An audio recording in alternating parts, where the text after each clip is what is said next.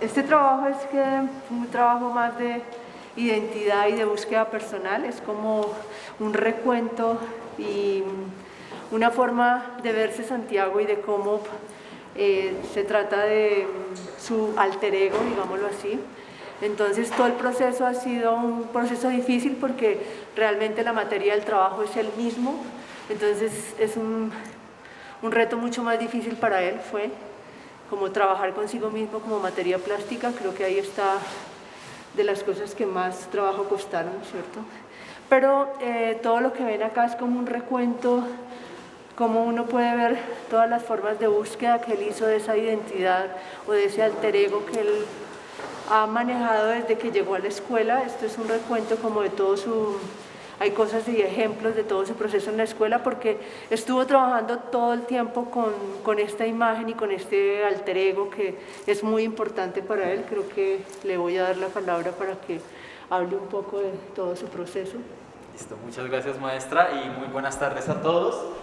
Para los que no me conocen, mi nombre es Daniel Santiago Piñeros y el día de hoy les vengo a hacer la presentación de este proyecto titulado Del bosque a otros lugares extraños.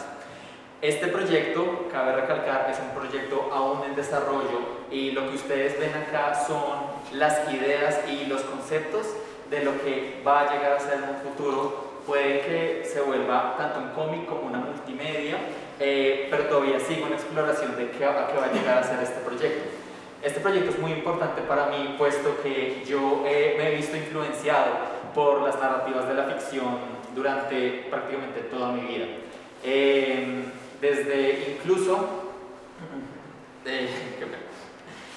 puedo decir que todas estas narrativas que yo he tenido han sido un escape de la realidad, más sin embargo todas las historias que yo he creado, que debo aclarar, es un compendio de sueños, cuentos, diarios que he escrito a lo largo de mi vida, es más una alegoría a lo que yo vivo constantemente. Y sin embargo dije que ya era el momento de dejar de ser un espectador de toda esa información que yo adquiero constantemente y pasar a ser un creador de estas ideas diciendo, listo, vamos a darles forma, vamos a darles una línea temporal en la que puedan estar interactuando. Debo aclarar, como una vez más lo dijo la maestra, este fue un proyecto que hasta ahora ha sido un proceso que ha tenido muchos cambios, que ha estado muy alterado y ha sufrido demasiado. Sin embargo, siempre ha girado en torno a el alter ego, pero creo que el mayor problema al que me he visto es cómo hablar o cómo dirigirme al espectador sin necesidad de hablarle a él directamente, sino más bien transmitirlo por medio de las imágenes, sea ilustración, sea por medio de animación o sea cualquier otro medio pictórico que es el que más he manejado.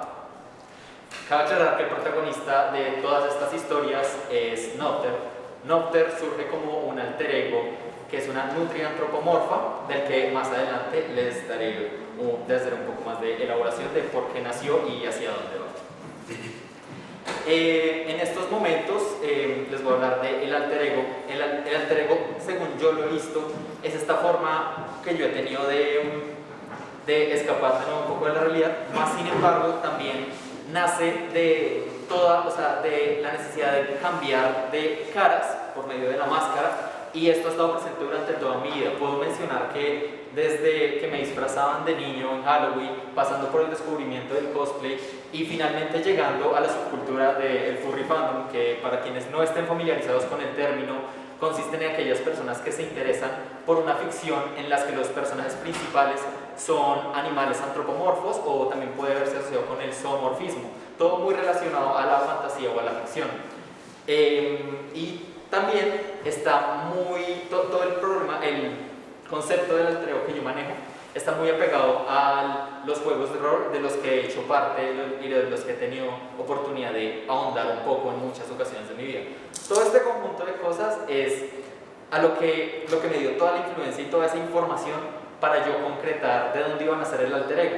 Más sin embargo, yo nunca lo había podido explorar hasta ahora, que es cuando ya empecé a tomarme una forma más seria hacia dónde quería llevar a Nopter y hacia dónde quería como que contar sus historias. Entonces empiezo por el bosque. El bosque es un sitio que desde niño me ha llamado demasiado la atención porque porque no lo tomo tanto como este ecosistema en el que simplemente están los árboles y hay mucha fauna y flora, sino más bien tomo el concepto mitológico o cultural que se le ha dado, que es un sitio en el que aquel que entra al bosque no sale igual de él, y siempre que uno piensa en el bosque, piensa en lo que más en el bosque, así que más en lo que puede haber dentro del bosque que en el espacio en sí. Siendo ese el caso, decidí hacer una variante de Nocter que lo llamo pequeño Nocter o mini Nocter.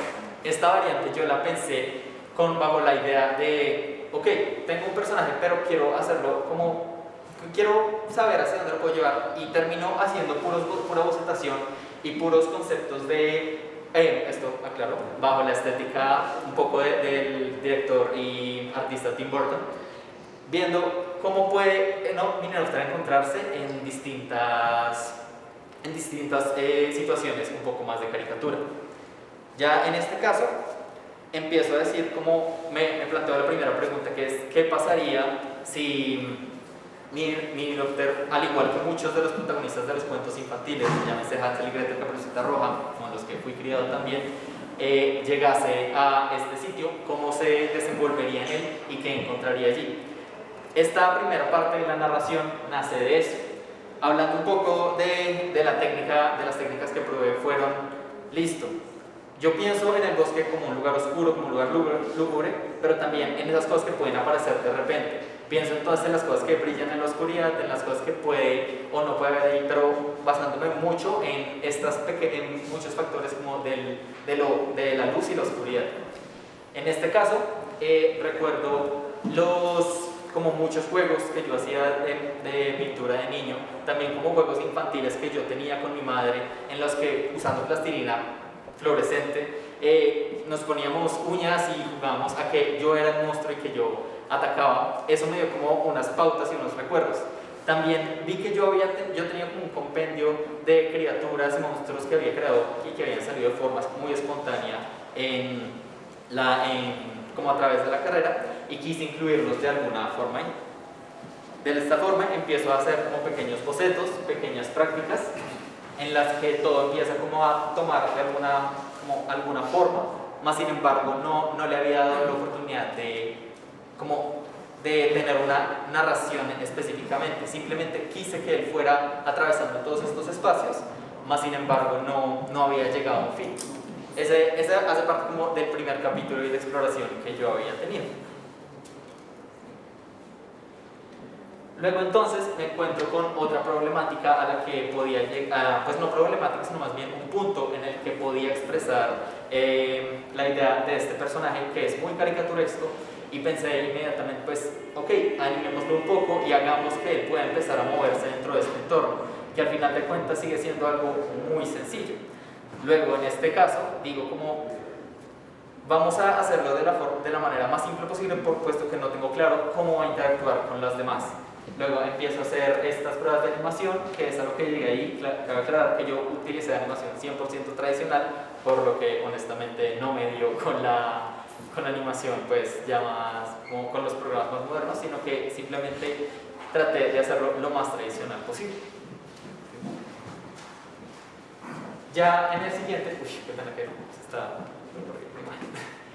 ya moviéndose un poco a lo que quería que fuera Nocter, lo saco de este entorno y lo llevo a otro entorno, que es uno que hasta hace algunos años que me he visto como un poco más cerca, y son las historias de los mares y los piratas. Yo en particular tenía un interés como mínimo en la infancia, sin embargo, lo que dije hace algunos años, tuve la oportunidad de darle un acercamiento. En este caso, me empecé a interesar por este concepto y dije, ok, Nocter creció, Nocter salió del bosque, voy a sacarlo a los mares. En este caso, cuando lo continuaba desarrollando, dije que quería empezar a crear o recrear algunos personajes que, si bien algunos ya estaban creados, darles una reinterpretación de cómo Nocter los estaba viendo en ese mundo y en esa ficción. De esta forma, llego a la conclusión de que quería empezar a crear como la característica de cada personaje en ese universo. De esta forma me basé mucho en los libros de concept art de películas y videojuegos, en los que los artistas siempre empiezan a hacer prácticas del personaje, empiezan a ver cómo podría variar y cómo por medio de la imagen corporal, ni siquiera sin darles un espacio, cómo podría hablar cada personaje, fuera por gestos, fuera por color o fuera por expresión. Unas prácticas. Luego entonces empiezo a hacer como una práctica con la gestualidad, usando mi mismo cuerpo, y por medio de experiencias que yo he tenido es cómo darle a cada personaje una característica sin necesidad de describirlos tal cual son. Porque me parece que es mucho más importante qué tan lleno puede estar el personaje y qué tan...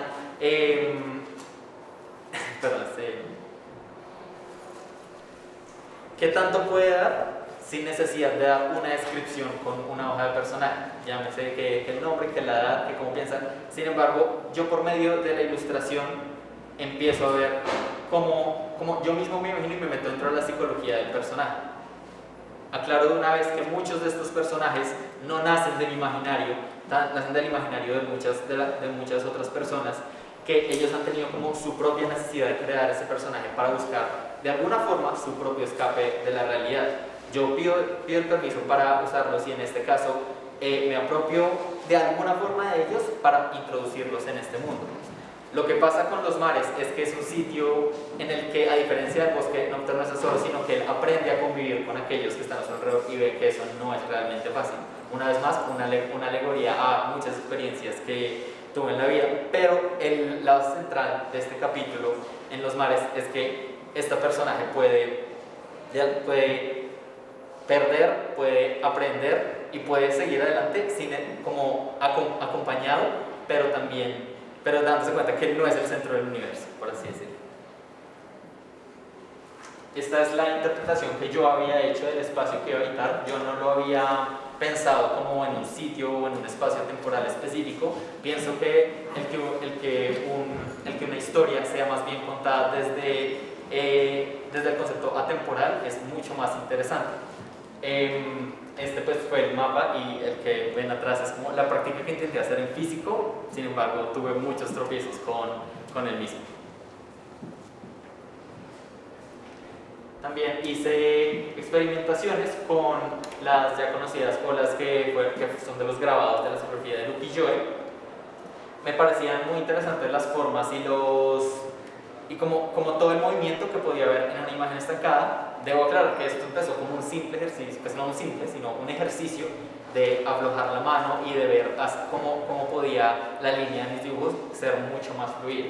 Me parece que funcionó bastante bien.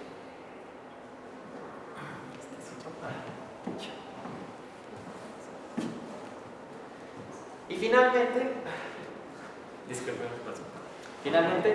llegamos al personaje final que se introdució en la historia, y podría decirse que es la tercera y última parte de lo que yo creo que es la narrativa. Llega el personaje de Pierrot, que es un payaso. ¿Por qué es un payaso? Porque es un personaje que nace bajo la ironía. Se los voy a explicar rápidamente. Este personaje nace desde el primer disfraz y la primera máscara que me pusieron en toda la vida. Al yo hacer un recuento y revisar el archivo que yo tenía de las fotos y de Halloween, pues me di cuenta de que era muy extraño que desde el primer momento me hubieran condenado a ser un payaso. Entonces, porque básicamente es lo que muchas veces es como yo me considero, y no en un mal sentido, porque no pienso que los payasos sean algo malo. Siento que tienen muchas cosas, y el concepto del payaso es una cosa bastante densa, y por eso fue que creé a este personaje con el fin de seguir investigándolo y ver hasta dónde lo podría llevar.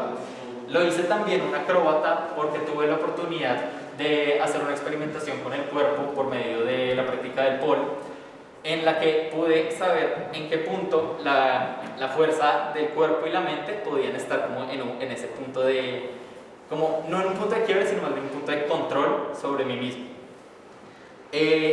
Yo conecto estas dos historias, tanto Nocturne como a Pierrot, en el punto en que él, simplemente navegando y en medio de todas sus andanzas, se encuentra con un circo, dije, vamos a poner a Pierrot en lo más obvio, que es un circo, y de ahí veamos a dónde nos lleva. ¿Por qué? Porque quiero hacer de Pierrot otro personaje más en la historia, pero que no tenga nada que ver con lo que Nocter está viviendo.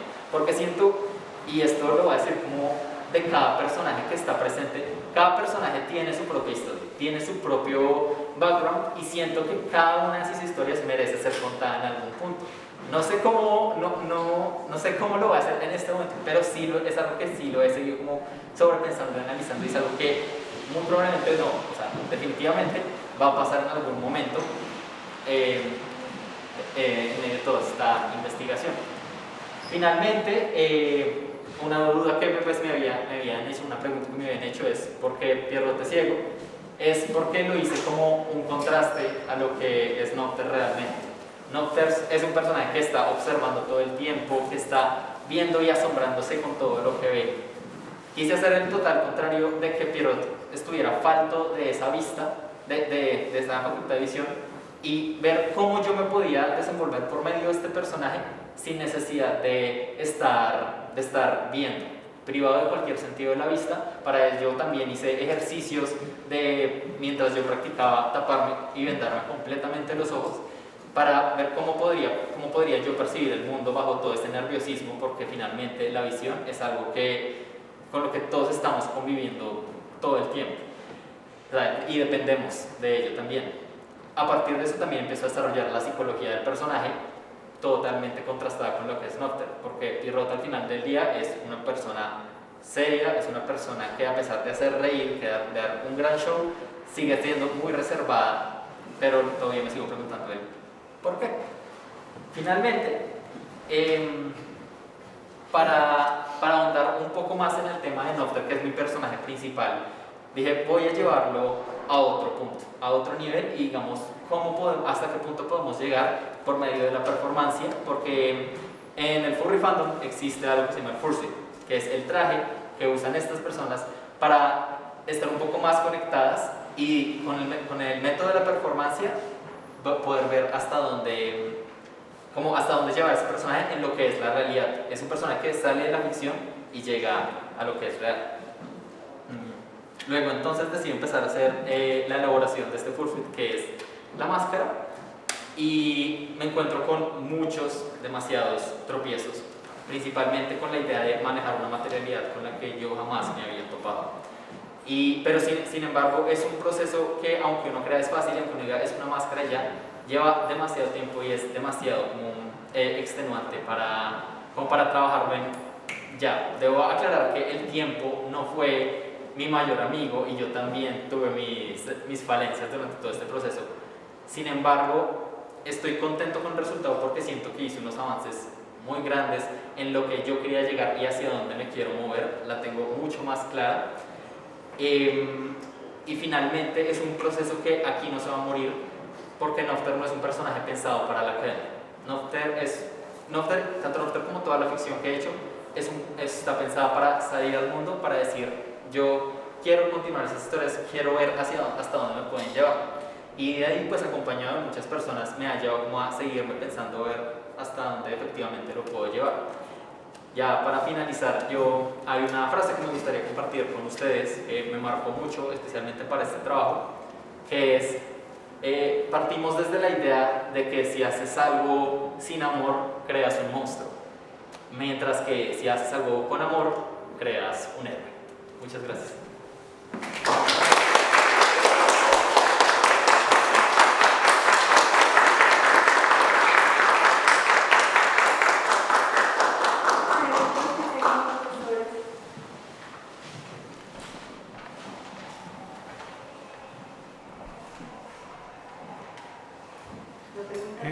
No, yo venía básicamente a escuchar, porque como le comuniqué al autor del trabajo, a Santiago Daniel, no pude leer el texto porque por problemas técnicos no abrió el archivo. O sea que vine dispuesto a escuchar lo que usted iba a contar sobre su trabajo, el cual había venido a ver el primer día, y resulta que encontré fue un tablero lleno de grafitis o de textos que pues eran absolutamente incoherentes. Yo no supe si eran suyos o los amigos venían y escribían espontáneamente, y habían por allí en la mesa 3 postales y también había una niña sentada con los dedos llenos de cinta y estaba allí, y yo pensé que estaba haciendo un performance, entonces me quedé mirando a ver qué estaba haciendo. Finalmente descubrí que pues posiblemente era un performance, pero que iba de tiempo largo y que no iba a pasar nada de lo que yo pudiera esperar en ese momento. Luego otro día entré y descubrí este mapa y esta pintura que me llamaron mucho la atención, porque inmediatamente vi o me aproximé mucho a esto y indudablemente a la pintura por el aroma oriental que tienen, ¿sí? Hay un pintor chino muy famoso que hace grandes mapas muy similares a estos, de territorios míticos y de territorios políticos. Hace una mezcla allí muy extraña entre la política del gobierno chino, los seres míticos y el budismo, y crea unos mapas usando la geografía de China y de Mongolia para representar sus ideas y para protestar vedadamente sobre los asuntos que le conciernen a él, especialmente pues lo que tiene que ver con la muralla que está puesta para ciertos artistas. Pero es un trabajo en el que plásticamente este hombre trabaja con lápices, con carboncillos, y siendo un material tan frágil y tan sencillo, logra crear una magia muy especial en algo como un mapa que parece no transmitir ningún tipo de emoción, y sin embargo uno empieza a entrar en el territorio y a imaginarse esta fantasía que él nos propone, a recorrer esos caminos que son montañas, ríos, murallas y Budas, digamos así. Y creo que escuché lo que usted estaba contando, dejé de entender algunas cosas, como el nombre del personaje, no me quedó muy claro, pero entendí que usted está en un juego muy interesante. Recordé un juego de niños y de niñas que se llama Juguemos en el Bosque, o no sé si se llama así, pero lo que yo recuerdo lejanamente es que hay un canto que se repite con el cuerpo, o sea, porque es como bailadito y moviéndose, mucha acción, y que corea como juguemos en el bosque mientras el lobo no está, y de pronto alguien dice lobo está o lobo ya, y aparece el lobo, ¿sí? Entonces dije, bueno, esto es lo que está ilustrando Daniel, ¿sí? El juguemos en el bosque. Y en este momento llegó el lobo, o sea, estamos en el territorio del lobo, en el que ese lobo es una amenaza de presentar aquí un trabajo, de construir esta fantasía y de salir a enfrentarse con ese lobo de la vida real, que me parece una cosa terrible, ¿sí? Para todos, ¿sí? Después de que usted salga con el cartón de aquí de la 45 para arriba, ya es otra historia, es un mundo real que no le pone tareas ni le pide que cuente lo que usted va a decir. En muy pocos sitios le van a parar bolas a sus actos creativos, eso en general, hasta que alguien encuentra una señal de que algo importante y creativo está sucediendo, y quizás se desencadene toda una serie de proyectos que dependiendo de la voluntad y del poder y del empoderamiento personal lo van a llevar al artista pues a posicionarse en lo que le corresponde en ese momento. Entonces esa memoria me llevó también del juego en el bosque, me llevó también a que tuvimos en esta universidad hace muchos años, en la escuela propiamente, un grupo de títeres y un grupo de teatro, ¿sí? Y una de las cosas que usted mencionó ahora sobre el payaso, uno de los ejercicios que dio pie para que todo esto sucediera, para que una gran fantasía se creara, fue unos ejercicios de sensorialidad. O sea, que empezaron aquí en un taller experimental y después se unieron con el grupo de teatro que estaba trabajando en el sótano del Auditorio León de Grave y que empezaban por efectivamente cancelar la mirada, enceguecer, y de ahí intentar ver cuál era el mundo que uno podía percibir y el que podía inventarse a partir del tacto, ¿sí? Y eso desencadenó pues muchos ejercicios en la oscuridad del sótano del Auditorio León de Grave, unas propuestas muy interesantes a nivel de paisaje, digo de paisaje propuesto para personas que no podían ver, o sea, se les proporcionaba una serie de experiencias olfativas, gustativas, táctiles, que tenían que, o sea, que después se colocaban en un papel, o sea, se escribían, pero que se construían a partir de esa sensorialidad que se le proporcionaba como un viaje a la ceguera o en la ceguera, ¿sí? Entonces, me llamó la atención cuando usted mencionó esto también porque creo que aquí, a partir de estar detrás de la máscara y de estar en el territorio de la ceguera posiblemente, una ceguera que puede ser real o puede ser metafórica, hay una reinvención, como decía Marta, que era lo suyo, una reinvención de sí mismo, adoptar un personaje, lo hacemos todos de todas maneras, siempre estamos intentando representarnos, ¿sí?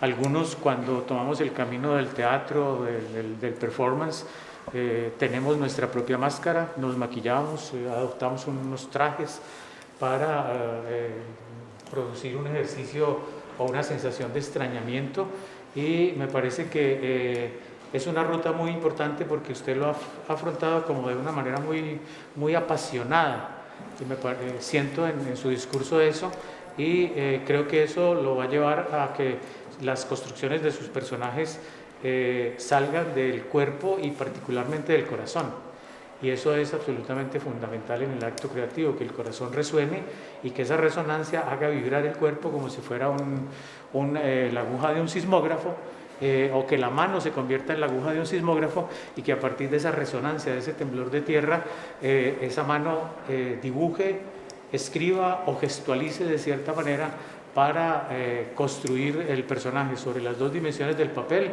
o en un espacio performático o performativo que en un momento determinado sirve para andar por el mundo real, pero en una dimensión de detrás de la máscara, ¿sí?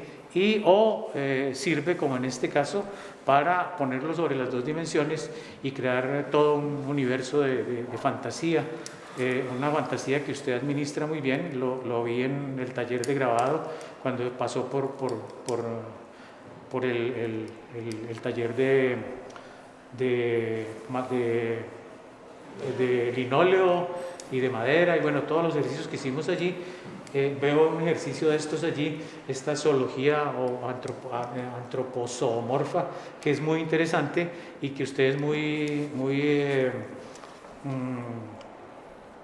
exigente para convertirlo como en una lámina científica, como para investigar y poner datos allí que recrean esos libros de monstruos y zoología fantástica a las que se le aplicaba pues todo el conocimiento del momento.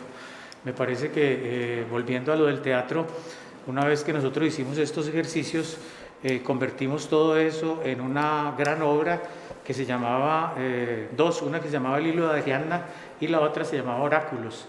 Para eso hubo que hacer un gran trabajo, que es el que usted está haciendo aquí, y que produce, para mí produce envidia, en el sentido en que teníamos que tener papeles y acuarelas y lápices de colores para inventarnos a partir de una historia sugerida y de unas improvisaciones con trapos y con chiros y con máscaras inventadas. Teníamos que armar toda la obra, ¿sí? Y llenábamos páginas y páginas de dibujo a tinta china, a lápiz y acuarela para tratar de inventar estos personajes y después darles un nombre y ponerlos a trabajar dándoles un guión y darles sentido y significado.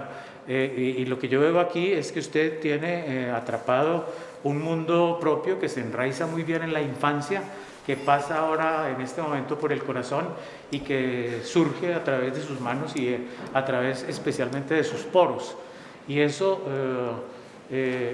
me da la sospecha de que con el material que usted tiene aquí, con la fantasía que ya tiene atrapada, con ese mundo fantástico que usted descubre en el laberinto del bosque, de su propio bosque, donde entra uno a perderse y finalmente logra encontrar. ¿Ha encontrado usted una manera de representar y de construir que va a ser muy útil en proyectos que tienen que ver indudablemente con el teatro, pero lo veo más próximo como al cine, al video, al cómic animado? Y con lo único con el único atrancón es, bueno, eso también lo hace tal vez un experto, uno puede decir cómo y indicar de qué manera, y otras personas hacerlo. Quiero decir que nosotros teníamos que resolver todo, desde el papel hasta el traje y luego las máscaras y luego ponerlas en escena y luego meternos dentro de los personajes para hacer todo completo, para hacer la representación o la presentación, ¿sí? Y creo que ese mundo de la fantasía que usted tiene atrapado, que me parece muy bien expresado en cada personaje de estos, muy bien construido, y este mundo pictórico que creo que tiene dos pilares allí muy importantes y muy interesantes para su trabajo posterior después de que salga de la academia. Creo que la ilustración va a ser una ruta importante para usted, porque no es una ilustración suelta, sino que tiene ya un contenido largo de personajes y de historias por las cuales puede armar, anudar y convertirlas pues en un texto ilustrado largo, y luego pasar a estas técnicas digitales, donde creo que es el mundo en el que usted de pronto puede moverse con mucha facilidad, partiendo de lo mínimo o de los materiales, llamémoslos análogos, como el pincel, la tinta china y la acuarela, y de una vez pegar el brinco al ratón o al lápiz de la tabla Wacom, y después a meter programa para producir imagen en movimiento. Creo que eso le va a dar un buen camino y una buena ruta creativa. Pero igualmente, bueno, hay que rescatar que usted es muy buen dibujante, que fue muy buen grabador y que ahora veo que logra hacer unas pinturas que me llaman mucho la atención, que son muy poderosas. Yo cuando la vi dije, esta pesadilla está muy bonita. Y es una pesadilla, como usted lo nombró, una cosa salida de los sueños, pero que está muy bien armada, que tiene ese aroma oriental de los pintores jóvenes que pegan un brinco del manga, ¿sí? Hay una película que se llama Sueños, donde hay un hombre que entra, un japonesito que entra y se pone a mirar en un museo una obra de Van Gogh. Él lleva su carpeta ahí atrás y su caballete para paisajear, y de pronto pega un brinco y se mete dentro de la pintura de Van Gogh y va a buscar a Van Gogh. Empieza a caminar por los campos de flores, de trigos, llega a un puente, lo cruza y finalmente lo encuentra, ¿sí? Y creo que en sentido inverso, esa película Sueños nos permite entrar, son unos huecos de cuentos armados que en un momento determinado uno quiere entrar también ahí, participar, estar por ahí detrás hay uno que es el bosque precisamente, y en el bosque uno puede mirar esos personajes que son fantasmas y que se cruzan en una otra dirección, en un festival, en una fiesta, con trajes y máscaras. Y creo que eso es lo que usted está haciendo en un momento determinado, salir del sueño, saltar una tapia, entrar en un marco o entrar a partir de esos ritmos de ola orientales que dibujan los chinos y los japoneses a estos paisajes a través de esos ritmos antiguos de línea, del ukiyo-e, como usted dice, o del muka, y de pronto saltar a estos espacios pictóricos que están muy próximos a las expresiones contemporáneas de los artistas jóvenes, influenciados indudablemente por el manga, pero también por la pintura occidental. De manera que creo que lo que usted cuenta de Juguemos en el Bosque, creo que ha sido un buen juego, y que el bosque le ha permitido contactar con una serie de personajes que están allí y por los cuales usted de aquí para adelante tiene que responder, y creo que tiene buen espíritu y buen ánimo para responder por ellos, para hacerlos entrar en escena, para hacerlos visibles, es en la escena de lo real, y para habitarlos, ¿no? Y para invitar a otros a que lo habiten. Bueno, ¿qué hubo, Daniel? Nosotros con Daniel nos conocimos en pandemia totalmente. Él tomó 2 clases mías de animación en virtual. Quise rescatarlo porque de alguna manera todo este juego que usted tiene también de máscaras, de estar detrás de personajes, fue de alguna manera volvernos a encontrar ya con otra máscara, desafortunadamente, y bueno, reconocernos. Me ha sido bastante difícil acercarme a revisar este trabajo por la diversidad, por lo amplio y por el carácter inconcluso que tiene. Me fue inclusive casi que difícil de entender. Dije, no, el trabajo no se puede revisar porque está inconcluso. Ya cuando se hace esa relación directa con, es que es una búsqueda personal de lo que soy yo, de lo que estoy de alguna forma explorando de manera constante, y cuando uno lo pone en esos términos, definitivamente uno dice, esto debe ser inconcluso por siempre. Entonces, de esa manera creo que también deberíamos abordarlo. Como ejercicio académico me parece muy chévere, muy funcional en eso, pero sí creo que tenemos que buscar un momento de llegar a aterrizar la cosa en algo. Quiero iniciar también valorando el volumen de trabajo que usted maneja, la cantidad de procesos que experimentó, que conoció, y creo que una de las frases que usted más repitió ahorita en la sustentación era: tuve muchas dificultades, tuve demasiadas dificultades, y claro que sí tuvo que tenerlas, porque es que cada vez que se acerca a un proceso totalmente nuevo, uno tiene muchas dificultades, porque nunca lo había hecho, entonces la primera vez siempre va a ser supremamente accidentado. Entonces creo que eso es parte también del desarrollo de su ejercicio, y pues tiene que pasar de esa manera. De alguna manera creo que es abrazar esas dificultades y hacerla parte de su proceso de construcción y desarrollo. Entonces creo que es por ahí. Insisto con el volumen de trabajo, porque me acuerdo tanto cuando usted compartía pantalla durante las clases y lo que hacía era exponer sin querer todas las bocetos, rayones, dibujos, desórdenes que tenía en su dispositivo, y era un volumen gigante. O sea, realmente cuando uno ve esto no es nada, esto qué puede ser, una quinta décima, no lo sé, no conozco toda su obra. Y creo que llegar a esta propuesta de conclusión, de empezar a organizar una serie de bocetos un poco acabados ya por este lado, animación, experimentación, diseño de personajes, contextos de entornos, y en general este cartel tan particular, este objeto escultórico, como lograr eso me parece que ya es un ejercicio muy fuerte. Quiero seguirme refiriendo a su trabajo desde el escrito, porque al final ese escrito logró condensar mucho de toda esta energía en un solo producto, y creo que es de las cosas concluyentes que usted tiene. Para mí fue fácil empezar a entender un poco la cosa cuando empecé a leerlo, pero a la vez creo que es un reflejo de lo que es el proceso. Entonces arranco por las partes malas. No lo hubiera tenido si no se lo pido ayer a las 4 de la tarde vía WhatsApp. Llegó ayer como a las 7 de la noche y yo lo leí hace 15 minutos mientras almorzaba, mientras me corría un perro aquí en donde la vecina. Yo era con el celular ahí tomando notas, porque no tuve más tiempo. Yo entré a las 7 de la mañana a clase, salí a la 1 de la tarde, almorcé, y mientras eso pude leerlo. Pero el reflejo de lo que pasó, que me parece que habían muchas cosas al tiempo que era difícil de concretar. Creo que el escrito debería arrancar por el final, contándonos es un proceso en desarrollo, es un proceso inacabado, y con esa mirada uno empieza a leerlo y entiende lo que está pasando. Pero yo todo el tiempo tuve una búsqueda. ¿Qué es? ¿Es un cómic? ¿Dónde estará el cómic? ¿Es una animación al final? ¿Va a ser un proceso de conceptualización artística? ¿Va a ser un objeto escultórico donde van a haber más máscaras de este tipo? Como que intentaba buscar ese proceso, ese proyecto concluyente. Y todo el tiempo no lo encontré, porque no lo había y porque no era la idea. Tuve que venir acá a la sustentación, leer la conclusión también del texto y decir, ok, ya me encontré con lo que usted estaba haciendo, que es y sigue siendo una búsqueda personal. Insisto con lo mismo, creo que sí debe haber un momento donde usted concluya, más allá de que sea una conclusión absoluta definitiva, es como cerrar procesos en la vida, algo así como graduarse de la universidad.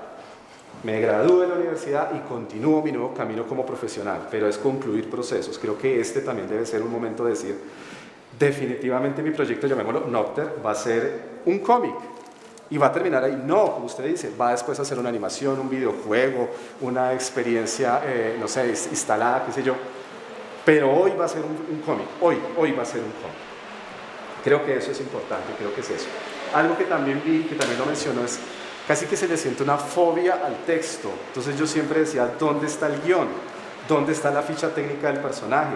¿Dónde está la descripción del contexto que estamos acá viendo? Y que usted decía, no, yo no quiero eso, yo no quiero que la persona se acerque a través del texto. De acuerdo, estoy súper de acuerdo, pero usted sí debería acercarse a él, venga, construyamos, es simplemente organizar ideas y decir, personaje número A es alto, rubio, tiene esta estatura, tiene estas características, tiene un rasgo dominante y vive en un entorno que es así, que nos va a dar precisamente como todo su sistema de valores para poderlo construir y representarlo. Porque al final el ejercicio de representación es muchísimo más difícil. O sea, uno hace un boceto y le toma, qué sé yo, puede uno ir desde 15 minutos dependiendo de la habilidad hasta 2 horas. El texto le ayuda un poco a aterrizar esa idea, a concretarla y decir, es por acá. Entonces, ese tipo de cosas yo creo que sí vale la pena tomar un poquito de esa pausa y decir, acerquémonos desde el texto como pretexto, le digo yo, como una excusa de trabajo, y empecemos a generar imagen así como usted hace, a toda, porque usted produce imagen muy rápido y con su estilo ya súper definido, eso me encanta. Volví a ver la animación, la volví ya a ver como en este escenario que me parece que es mucho más agradable. Definitivamente evolucionó esos toquecitos de ejercicio digital, de glitch, me parece que le aportan mucho, me parece que puede llegar a funcionar. Retomando lo que decía el maestro, creo que esas hibridaciones de técnicas que usted tiene es una potencia y una ganancia gigante. Arrancar de lo hecho a mano, que se sienta la materialidad de la obra en los fondos, en el mismo dibujo, llevarlo hacia medios digitales y empezar a tocarlo con esos lenguajes contemporáneos, creo que puede llegar a ser una alternativa muy chévere. Insisto, lo felicito por la cantidad de trabajo, lo invito a que empiece a concretar, creo que es un ejercicio también que usted tiene que hacer, empezar a concretar. El tiempo nunca es amigo de uno, o sea, el tiempo cuando uno dice, fue un enemigo, y uno dice, ¿quién será amigo del tiempo? Ojalá lo conozca yo algún día. Ese man nos odia. Siempre estamos peleando contra el tiempo. Entonces es más bien, venga cómo jugamos a organizarnos para lograr a tiempo ciertos procesos, lograr concluir ciertos ejercicios. Y es eso, Daniel. Gracias. Bueno, felicitaciones a Daniel y un aplauso.